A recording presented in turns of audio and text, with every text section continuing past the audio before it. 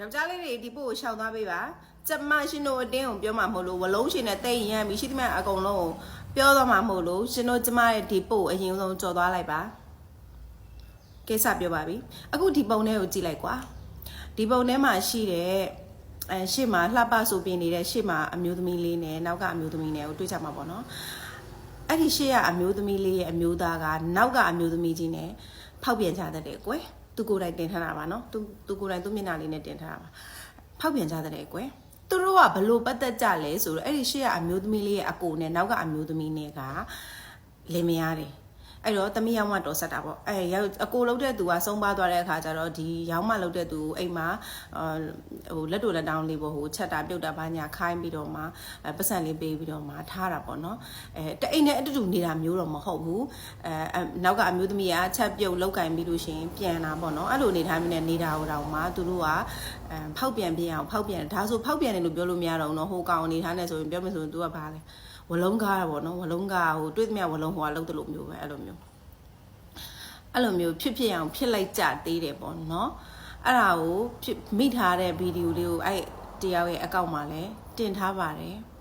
ရှင်တို့ယောက်ျားတွေကိုကျမဘလို့မှနားမလဲနိုင်တော့ပါဘူးရှင်တို့ယောက်ျားတွေကဘာလို့လိုချင်တာတော့ရှင်တို့ယောက်ျားတွေကဘာဖြစ်ချင်တာတော့ဆိုတော့လေကျမတို့လည်းဘလို့မှလိုက်လို့မမိတော့လို့ကျမတို့လည်းနည်းနည်းလောက်ရှင်းပြကြပါအောင်ရှင်တို့ကဘာဖြစ်ချင်တာလဲဆိုတာကိုအစ်ပဲလိုက်ကြိုက်နေလို့မရဘူးလေငါမစားရသေးအစ်ပဲငါမဖတ်ရသေးတဲ့စာဝါအစ်ပဲဆိုတာအစ်ကြီးပဲလိုက်ကြည့်နေကျမတို့လည်းအစ်လိုက်ကြိုက်လဲရမှာလားကျမတို့လည်းကြိုက်တတ်တယ်ရှင်ဆန္ဒကိုတိတ်ခိုင်းနေလို့ပဲလူဆိုတာထဲရတိတ်ရတာပဲလေ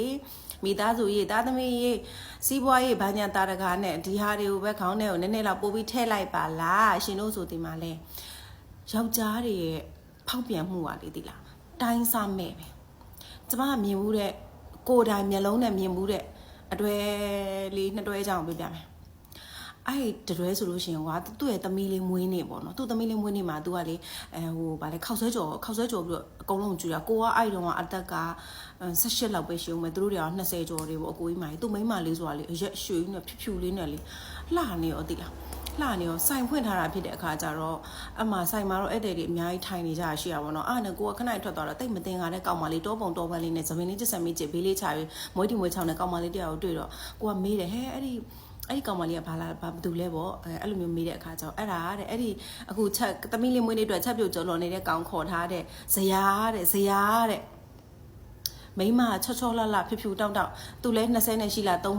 နှစ်ပဲနော်အဲ့အကိုကြီးကလည်းရှိလား24 5 6နှစ်ပေါ့အဲ့လောက်ဒီပဲရှိသေးတာမိမလည်းလှတော့ပါတော့ဒီတော့ပုံတော့ပန်းနဲ့သူကသွားပြီးတော့မှဇရာခေါ်ပြီးတော့အဲ့ဒီသမီးလေးမွေးနေမှာသမီးလေးရဲ့မွေးနေမှာချက်ပြုတ်ကြော်တော်နေတဲ့ယောက်ျားခဏနေဇရာနဲ့သွားလိုက်မယ်လို့ဘယ်သူမှမထင်ထားဘူးလေ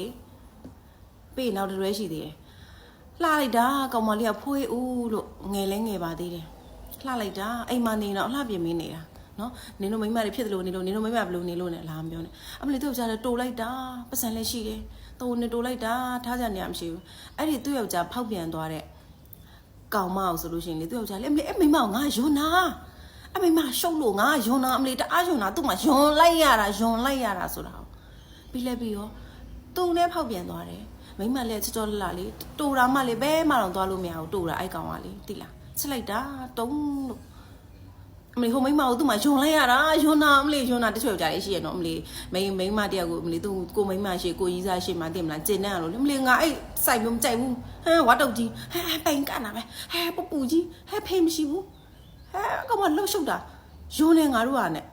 စောက်ကြီးစောက်ကြေးပြောတာမဟုတ်ဘူးအဲ့ဒါမယုံနဲ့တိလားရှင်တို့ယောက်ျားတွေကိုလေရှင်တို့ကကျမတို့တွေကိုလေတဲကိုပြတွေပါလေပြောရှင်တို့ကျမတို့ဘာနဲ့ခိုင်းနှိုင်းရမှန်းတော့မသိတော့ဘူးရှင်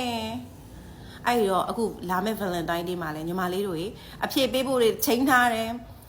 လက်ထပ်ခွင့်ပေးဖို့တွေချိန်ထားရဆိုလို့ရှိရင်လည်းနည်းနည်းလောက်2ခါလောက်တော့ပြန်စဉ်းစားလိုက်အောင်